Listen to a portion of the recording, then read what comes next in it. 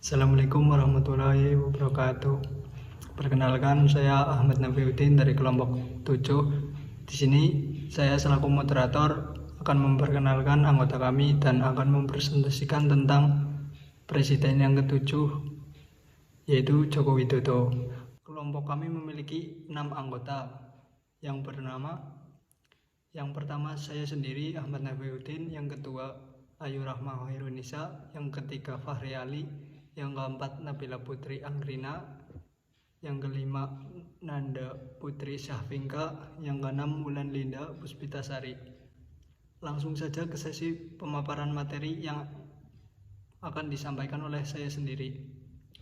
Biografi singkat Joko Widodo. Joko Widodo lahir pada tanggal 21 Juni 1961 dari pasangan Noto Miharjo dan Sujiatmi. Jokowi memiliki 3 orang adik perempuan yang bernama Iit Sriyantini, Idayati, dan Titik Relawati. Di tahun 1986, Jokowi menikahi seorang gadis bernama Iriana dan dikaruniai 3 anak, 2 laki-laki dan 1 perempuan. Anak pertama bernama Gibran Rakabuming Raka, anak kedua bernama Kahiyang Ayu, dan anak yang ketiga bernama Kaisang Pangarep. Saat ini Jokowi memiliki 4 orang cucu. Dari pernikahan Gibran Rakabuming Raka dan Selvi Ananda memberikan 1 cucu laki-laki yang bernama Jan Etes Sri Narendra dan 1 cucu perempuan bernama Lalembah Mana. Sedangkan dari pernikahan Kahiyang Ayu dan Bobi Nasution memberikan 1 cucu laki-laki yang bernama Al-Nahyan Nasution dan 1 cucu perempuan bernama Sedah Mirah Nasution. Riwayat pendidikan Presiden Joko Widodo. Presiden Joko Widodo memiliki riwayat pendidikan mulai dari sekolah dasar hingga perguruan tinggi. Pendidikan sekolah dasar hingga sekolah menengah atas berada di Solo. Kemudian, perguruan tinggi yang ia masuki berada di Yogyakarta. Beliau mengenyam pendidikan sekolah dasar di SD Negeri 112 Tirtoyoso, letaknya di daerah Banjarsari, Solo, Jawa Tengah. Ketika lulus SD tahun 1973, beliau masuk ke SMP Negeri 1 Surakarta, letaknya di Jalan MT Haryono 4, Surakarta, Jawa Tengah. Saat lulus dari SMP Negeri 1 Surakarta, tahun 1976, beliau mengenyam pendidikan di SMA Negeri 6 Surakarta. Sekolah itu terletak di Jalan MR Sartono nomor 30, Nusukan, Banjarsari, Surakarta, Jawa Tengah. Setelah lulus dari SMA Negeri 6 Surakarta, Jokowi diterima di jurusan Kehutanan, Fakultas Kehutanan, Universitas Gadjah Mada. Tahun 1980, beliau bisa masuk berkat kemampuan akademis yang dimiliki dan kerja keras yang dilakukannya. Perguruan tinggi UGM ini terletak di Bulakusumur, Catur Tunggal, Depok, Sleman, Yogyakarta. Sebelum memperoleh gelar insinyur dari UGM, Presiden Jokowi dinyatakan lulus dari Fakultas Kehutanan UGM pada tahun 1985. Itu sesuai ketentuan dan bukti kelulusan yang dimiliki oleh UGM. Sebelum menjadi seorang presiden seperti sekarang, Jokowi diberikan status sebagai seorang pemper di Solo, Jawa Tengah. Untuk itu, mari kita simak penjelasan video berikut mengenai perjalanan karir Jokowi mulai dari pengusaha McD di Solo, Jawa Tengah hingga menjadi orang nomor 1 di Indonesia. Jokowi pertama kali terjun di dunia politik di Pilkada Solo pada usia 44 tahun. Dengan berbekal pengalaman di dunia usaha, Jokowi berhasil menjadi wali kota Solo periode 2005 hingga 2010. Untuk periode kedua, Jokowi kembali terpilih memimpin Kabupaten Solo periode 2010-2015. Baru 2 tahun memimpin Solo, pada periode kedua, Jokowi mendapat tugas dari partai untuk bertarung di Pilkada Jakarta. Jokowi berpasangan dengan Basuki Cahayapurnama atau Ahok. Konsep belusukan mengantarkannya ke Balai Kota mengalahkan petahana Fauzi Bowo untuk periode 2012 hingga 2017. Baru 2 tahun memimpin ibu kota, Jokowi kembali dicalonkan PDIP maju di pemilihan presiden. Di pemilihan presiden, Jokowi bersanding dengan Yusuf Kala, saing dengan Prabowo Hatta Rajasa. Pada Pilpres 2014, Jokowi JK unggul dengan perolehan suara 53,15%, sementara Prabowo Hatta hanya meraup 46,85%. Jokowi JK dilantik pada 20 Oktober 2014 pada Pilpres 2019. Sebagai petahana, Jokowi kembali maju periode kedua. Kali ini Jokowi berpasangan dengan Rais Nahdlatul Ulama Ma'ruf Amin. Pada Pilpres 2019, Jokowi kembali bertemu dengan Prabowo Subianto yang berpasangan dengan Sandiaga Salahuddin Uno.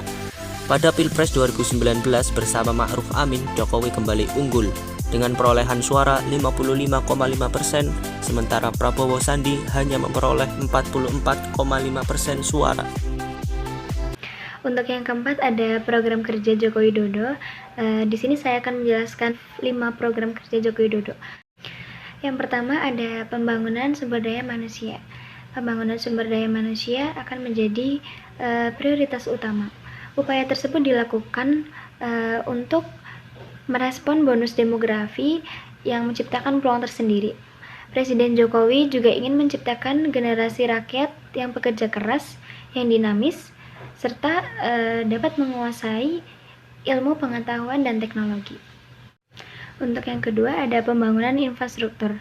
Hal kedua yang menjadi prioritas Jokowi adalah pembangunan infrastruktur. Pembangunan infrastruktur akan terus dilanjutkan untuk mendukung aktivitas masyarakat, termasuk untuk mendukung pengembangan perekonomian dan kemudahan dalam aksesibilitas. Untuk yang ketiga ada penyederhanaan segala bentuk kendala regulasi. Hal ketiga yang disampaikan Pak Jokowi yakni terkait rencananya untuk menyederhanakan segala kendala regulasi. Pak Jokowi mengajak DPR untuk menerbitkan 2 undang-undang besar. Yang pertama ada Undang-Undang Cipta Lapangan Kerja dan Undang-Undang Pemberdayaan UMKM. Undang-undang tersebut akan merevisi undang-undang yang dinilai menghambat tercapainya lapangan kerja dan UMKM. Untuk yang keempat ada penyederhanaan birokrasi. Jokowi bertekad untuk memotong birokrasi yang panjang dan menyederhanakan eselonisasi. Ia mengaku akan membuat eselon menjadi 2 level saja, yaitu tingkat fungsional yang menghargai kompetensi dan keahlian atau skill. Untuk yang kelima atau poin terakhir yaitu transformasi ekonomi. Jokowi menyampaikan bahwa negara akan fokus pada upaya transformasi dan ketergantungan sumber daya alam ke daya saing manufaktur dan jasa modern yang mempunyai nilai tambah tinggi bagi kemakmuran bangsa. Keberhasilan program ekonomi Presiden Joko Widodo. Yang pertama, berhasil menyambung tol Trans Jawa yang telah dimulai dari zaman Soeharto, baru di zaman Jokowi benar-benar tersambung. Yang kedua, menahan laju inflasi sehingga bisa stabil di angka 3%-an selama 4 tahun.